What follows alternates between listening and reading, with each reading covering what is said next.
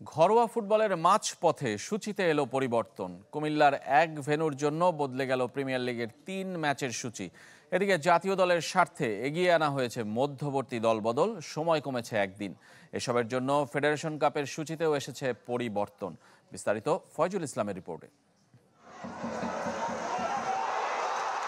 কুমিল্লার ইবনে তাইমিয়া school and কলেজের পুনর্মিলনীর কারণে বদলে গেল পেশাদার লিগের সূচি। সপ্তম রাউন্ডে ধীরেন্দ্রনাথ দত্ত স্টেডিয়ামের 2 ম্যাচ বদলে দিতে বাধ্য হয়েছে ফেডারেশন। এখন শুক্রবার মোহামেডান আর শনিবার আবাহনীর হোম ম্যাচ বদলে হয়ে গেল অ্যাওয়ে। পরিবর্তিত সূচিতে শুক্রবার মুন্সিগঞ্জে রহমতগঞ্জের আতিথ্য নেবে সাদা কালোরা, আর পরদিন ময়মনসিংহে চট্টগ্রাম আবাহনীর অতিথি ঢাকার আকাশে নীলরা। সপ্তম রাউন্ডের ওই 2 ম্যাচের ভেন্যু নিশ্চিত করতে সূচি বদলেছে আরেক ম্যাচের। ময়মনসিংহে পুলিশ ফর্টিস ম্যাচ একদিন এগিয়ে হবে 10 জানুয়ারি। শুধু লিগ সূচি নয়, বদলেছে মধ্যবর্তী দলবদল, এগিয়েছে ফেডারেশন কাপের 2 ম্যাচ, যা কিনা জাতীয় দলের এশিয়ান কাপ বাছাইয়ের প্রথম ম্যাচকে সামনে রেখে। চ্যানেল 24-এর হাতে আসা ফেডারেশনের চিঠিতে দেখা মিলেছে জাতীয় দল ব্যবস্থাপনা কমিটি এবং পেশাদার লিগ কমিটির সমন্বিত সিদ্ধান্তের, অথচ মার্চের উইন্ডো আগে নির্ধারিত ছিল।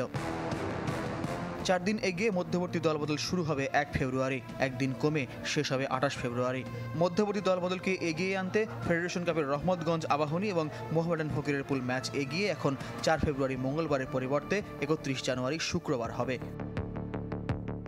মধ্যবর্তী দলবদল চলাকালীন শুরু হয়ে যাবে প্রিমিয়ার লিগের দ্বিতীয় লেগ।